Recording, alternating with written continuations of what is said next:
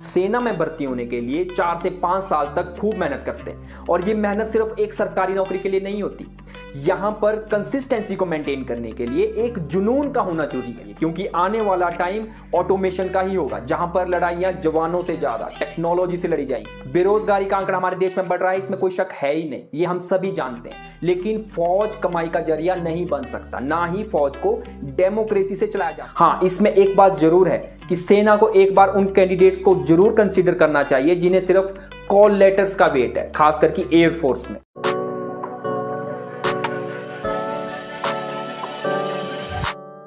14 जून 2022 को सरकार अग्निपथ स्कीम को अनाउंस करती है और जो कैंडिडेट्स इसमें सिलेक्ट होंगे उन्हें अग्निवीर कहा जाएगा।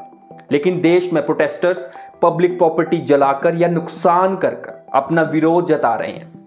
इस मुद्दे पर सभी की अपनी अपनी राय है और होनी भी चाहिए, लेकिन आज हम इस वीडियो में अग्निपथ स्कीम से रिलेटेड उसे अनबायस्ड होकर हम डिस्कशन करेंगे, उसके मेजर पॉइंट्स और उससे रिलेटेड काउंटर आर्गुमेंट्स को भी डिस्कस करेंगे, ताकि औरों की ओपिनियन आपकी ना बन जाए। लेकिन वीडियो शुरू करने से पहले अगर आपने इस चैनल को सब्सक्राइब नहीं किया तो प्लीज कर लीजिए, क्योंकि आपके इस छोटे से एक्शन से मुझे बड़ा मोटिवेशन मिलता है। अग्निपथ स्कीम के तहत एज क्राइटेरिया 17.5 साल से लेकर 21 साल रहेगा और सर्विस टेन्योर 4 साल का रहेगा। पिछले 2 सालों से कोविड पैंडेमिक के चलते सेना में भर्तियां नहीं हुई हैं, उनको स्टैंड बाय रखा हुआ था। जो लोग 2 साल पहले तैयारी कर रहे थे तो अब जो 23 साल के होंगे तो उन्हें भी एक बार मौका दिया जाएगा। ये फर्स्ट टाइम के लिए है, ताकि उन्हें 2 साल का रिलैक्सेशन टाइम दिया जाए।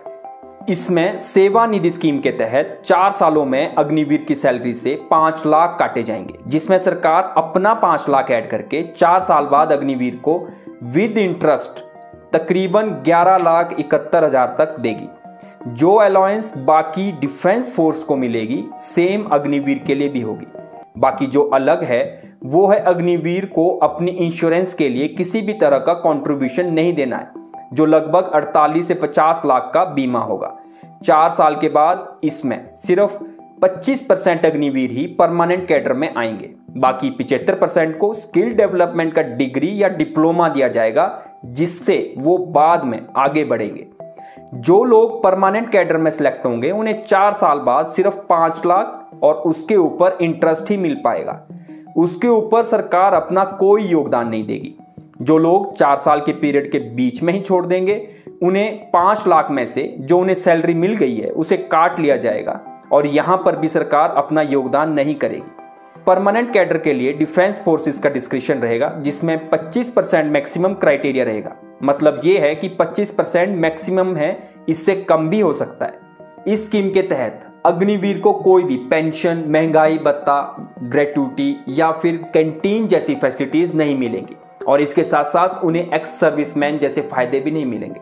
सरकार का मानना है कि स्किल डेवलपमेंट और सेना के लाइफस्टाइल से अग्निवीर की ओवरऑल पर्सनैलिटी डेवलपमेंट तो होगी, लेकिन इसके साथ साथ सरकार उन्हें जब 11 लाख रुपए देगी तो उसे नई शुरुआत करने का मौका मिलेगा। अगर वो अपना काम करना चाहे तो बैंक भी उन्हें उसके ऊपर ऑलमोस्ट डबल क्रेडिट दे सकते हैं। CAPF, central armed police force और असम राइफल में 10% रिजर्वेशन देने की बात की है और कुछ स्टेट्स ने घोषणा की है कि वो अपनी पुलिस फोर्स में अग्निवीर के लिए एक स्पेशल प्रावधान रखेंगे। डिफेंस फोर्सेस एक ब्रिजिंग कोर्स करवाएगा, जहां से अगर कोई चाहे तो कॉर्पोरेट सेक्टर या फिर हायर एजुकेशन में जाना चाहे तो उनके लिए इस कोर्स करने के बाद काफी इजी हो जाएगा।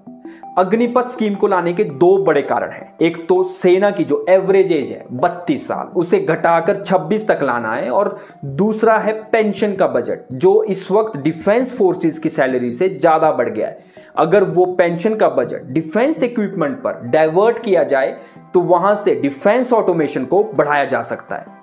अब बात करते हैं कि इस स्कीम के आने से ऐसा क्या हो गया कि जो लोग इस देश के लिए सेवा का भाव रखते हैं और अपने आप को इस देश के लिए समर्पित करना चाहते हैं, वो इसी देश में नुकसान कर कर अपना विरोध प्रदर्शन क्यों कर रहे हैं। आज भी देश के कोने कोने से छोटे छोटे बच्चे लगातार सेना में भर्ती होने के लिए 4 से 5 साल तक खूब मेहनत करते हैं और ये मेहनत सिर्फ एक सरकारी नौकरी के लिए नहीं होती। यहां पर कंसिस्टेंसी को मेंटेन करने के लिए एक जुनून का होना जरूरी है और यहां पर वो जुनून देशभक्ति का, सोशल रिस्पेक्ट का है, जहां पर वो अपनी सोसाइटी में ये साबित करता है कि अगर उसे देश की रक्षा के लिए अपनी जान भी गंवानी पड़े तो वो पीछे नहीं हटेगा। तो इस तरह का जुनून महज 4 साल की नौकरी के लिए किसी के अंदर कैसे आएगा? तो इसका एक काउंटर आर्गुमेंट ये भी है कि अग्निवीर की रिस्पेक्ट उतनी ही होगी जितनी बाकी जवानों की, और देशभक्ति की भावना, उसका जुनून होना अपने आप में ही बहुत बड़ी बात होती है। फिर चाहे सर्विस का टेन्योर 4 साल का हो या फिर 40 का। ये जो लोग सड़कों पर, रेलवे स्टेशन के ऊपर अपना विरोध जता रहे हैं, उनका ये मानना है कि 4 साल पूरे होने के बाद 75% वेटरन्स बिना पेंशन के क्या करेंगे। अभी जो सरकार बातों में ही रिजर्वेशन की बात कर रही है, कॉरपोरेट्स में जॉब्स की अपॉर्चुनिटीज की बात की जा रही है, तो वहां पर management, BTech holders already line पर लगे हुए हैं, तो वहां पर अग्निवीर कैसे फिट होंगे? इसके जवाब में एक वैलिड आर्गुमेंट तो यह है कि देश की सेना में पेंशन के ऊपर खर्चा सैलरी से ज्यादा हो रहा है। जब देश में सिक्योरिटी के साथ कॉम्प्रोमाइज शुरू हो जाए तो उसे किसी भी कीमत पर हर हाल में सॉल्व किया जाना चाहिए, क्योंकि आने वाला टाइम ऑटोमेशन का ही होगा, जहां पर लड़ाइयां जवानों से ज्यादा टेक्नोलॉजी से लड़ी जाएंगी, और देश की सुरक्षा से बड़ा मुद्दा कोई और हो ही नहीं सकता। सेना के पास अग्निवीर को ट्रेन करने में और उसके बाद उनसे सर्विस लेने के लिए ज्यादा टाइम नहीं होगा, क्योंकि ये अवधि सिर्फ 4 साल की रहेगी। सेना में एक सैनिक को ट्रेन करने के लिए पैसा और टाइम दोनों की बड़ी लागत होती है। इससे सेना को बहुत नुकसान होगा, जो शायद हमें आज ना दिखता हो लेकिन आने वाले कुछ सालों में दिखेगा। इसके काउंटर में ये कहना गलत नहीं होगा कि ये स्कीम डिफेंस फोर्सेस ने मिलकर बनाई है, ना कि सरकार ने। बेशक से स्कीम को मिनिस्ट्री ऑफ डिफेंस ने अप्रूव किया है, लेकिन इसके पीछे मास्टरमाइंड डिफेंस फोर्सेस का ही है। इसके साथ साथ सेना ने ये बात मेंशन की है कि ये स्कीम 1980 के दशक से ही लाने की सोच रखी गई थी, लेकिन कुछ कारणों से ये नहीं हो पाया था। 2019 में जब chief of defence staff CDS की शुरुआत हुई, वहां से जब तीनों फोर्सेस के बीच जब इसी तरह की स्कीम के लिए हरी झंडी दी गई, तो बस सही टाइम का वेट किया जा रहा था। और जब कोविड के समय 2 सालों से रिक्रूटमेंट्स नहीं हो पाई, तो ये चांस वो मिस नहीं करना चाहते थे। काफी लोग इस स्कीम के विरोध में इसलिए भी हैं क्योंकि फौज ही एक ऐसी नौकरी थी जहां पर गरीब से गरीब परिवार के इंसान को भी एंट्री मिलती थी, एक जॉब सिक्योरिटी मिलती थी, और कहीं ना कहीं ये दिमाग में भी था कि अगर कोई शहीद भी हो जाए तो उसके परिवार वालों को ज्यादा प्रॉब्लम फेस नहीं करनी पड़ती। आर्मी ऑफिसर ने अपनी प्रेस कॉन्फ्रेंस में ये बात भी बोली है कि फौज की नौकरी एक जज्बा है, आप इसे पैसे से नहीं तोल सकते। ये बात भी सही है कि लोग सेना को कमाई का जरिया क्यों समझते हैं। पहली बात तो यह है कि सेना में कंपटीशन से ही जाया जा सकता है। यह तो है नहीं कि कोई भी सेना में एंट्री ले ले।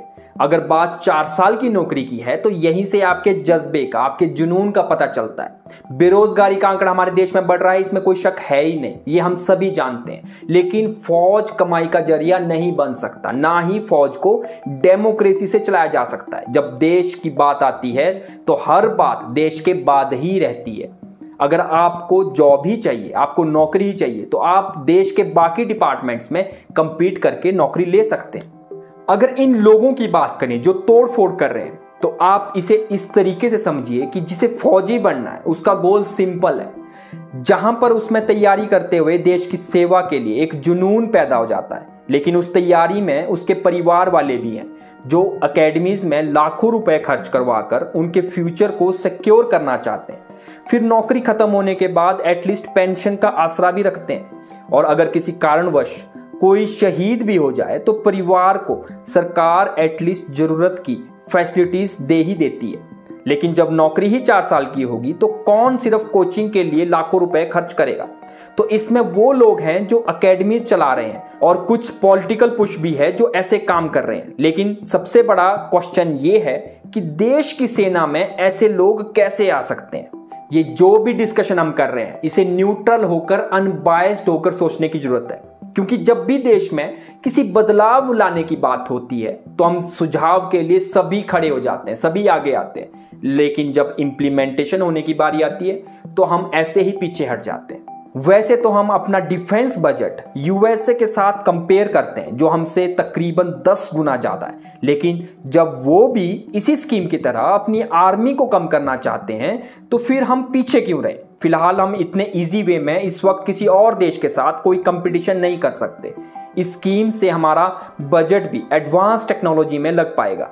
मेरा यह मानना है कि भारतीय सेना हमेशा अपने फैसले खुद लेती है और इनकी वजह से किसी भारतीय का सिर आज तक नहीं झुका है। अगर ये फैसला खुद सेना का है तो इसमें कोई शक है ही नहीं कि ये देश की भलाई के लिए ही है। हाँ, इसमें एक बात जरूर है कि सेना को एक बार उन कैंडिडेट्स को जरूर कंसीडर करना चाहिए जिन्हें सिर्फ कॉल लेटर्स का वेट है, खास करके एयरफोर्स में।